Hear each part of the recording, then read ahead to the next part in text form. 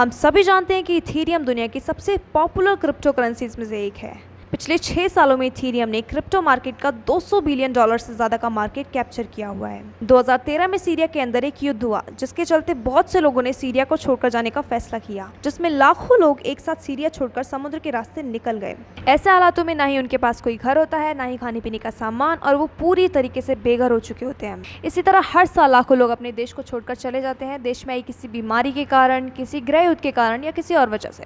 और ये इतना आसान नहीं होता कि उन्हें आसानी से किसी और देश में शरण मिल जाए, और अगर शरण मिल भी जाता है तो वहाँ उनके साथ शोषण किया जाता है या उनसे कोई गैर कानूनी काम करवाया जाता है। हर देश का अपना एक कानून होता है। बाहर से रहने आए लोगों के लिए उन कानूनों का पालन करना इतना आसान नहीं होता, पर एक देश ऐसा भी है जहाँ इनके साथ बहुत अच्छे से व्यवहार किया जाता है। 2015 में फ्रीलैंड के अंदर पिछले साल 2014 के मुकाबले 10 गुना ज़्यादा शरणार्थी आए, और उन सभी लोगों के साथ फ्रीलैंड ने बहुत अच्छी तरह व्यवहार किया।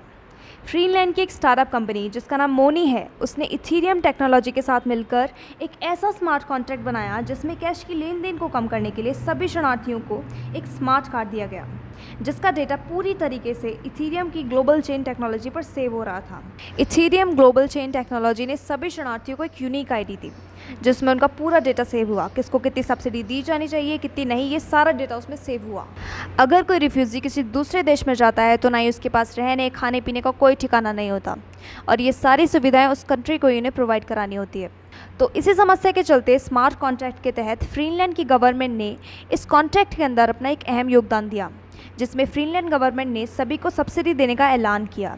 उसमें एक स्मार्ट कॉन्ट्रैक्ट के तहत सब्सिडी दी गई, सभी के प्रीपेड वॉलेट के अंदर डायरेक्ट सब्सिडी पहुंचाई गई, जिससे कि बीच में कोई करप्शन नहीं हुआ और आसानी से सभी के पास पैसा पहुंच गया। अब सवाल ये है कि इथेरियम एप्लीकेशन में ऐसा क्या है जिसकी वजह से ये सब इतना आसानी से पॉसिबल हो पाया। इथेरियम पहले से ही एक ग्लोबल चेन टेक्नोलॉजी चला रहा था, जिसमें पहले से ही उसके पास डेटा था।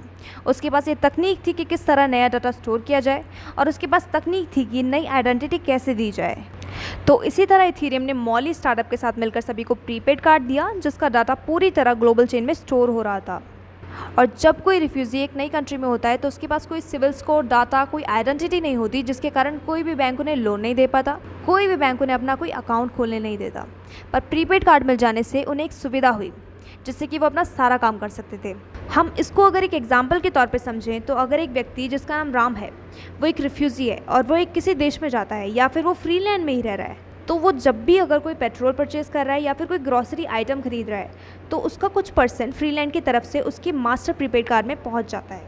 ठीक इसी तरीके से जब वो एक सक्षम आदमी बन जाता है, जब वो एक अच्छी तरीके से पैसे कमाने लग जाता है, तब उससे एक टैक्स के रूप में फ्रीलैंड वापस भी लेने लगती है, तो जिससे उसका एक सिविल स्कोर भी बनता है और वो एक अच्छा टैक्स पेबल नागरिक भी बन जाएगा। तो इससे एक बड़ी समस्या का समाधान मिल चुका है, और अब देखते हैं कि कौन कौन से देश इसको अपनाते हैं।